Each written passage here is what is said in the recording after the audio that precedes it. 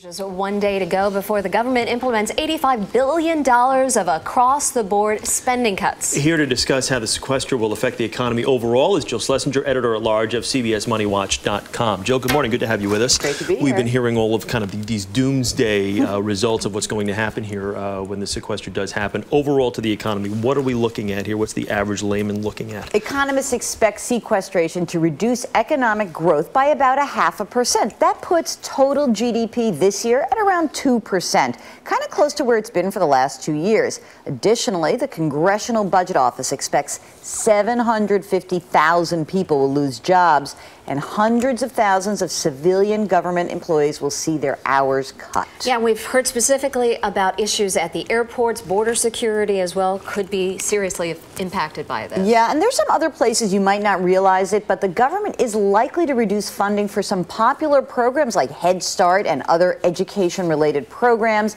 Defense contractors and research grant recipients will likely be on hold.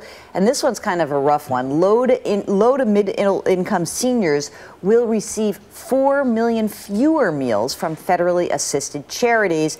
And if you're long-term unemployed, you've been out of work more than 6 months, you're going to see your weekly benefit check reduced by 9.4%. So how is the street reacting? I mean, these draconian measures that were put in place, no one, I think, thought that it would get to this level at this point. But of course, once again, the government is waiting till the final hour here. How is the street going to respond? You know, I talked to a lot of investors. I spoke to the big boys and girls that are managing our mutual funds. They're betting the sequester goes into effect, but they don't think it's going to derail the economy enough to cause another recession.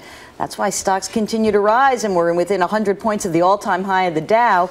Investors also say that their feeling is if the economy does take a turn for the worse, they think Congress is going to jump in, change course, and then limit the cuts. So on MoneyWatch.com, because I couldn't figure out a limerick to rhyme with sequestration, I did put together the ultimate sequestration Q&A. Maybe a song can be written here. Frustration, we can go sort of along. I like that. Very good. It's just so sad to think that the federal government's going to need about a 300 to 400 point drop in order to actually step in. That wouldn't even be enough. I think it has to be 1,000 points. Unbelievable. Okay, Jill, thanks.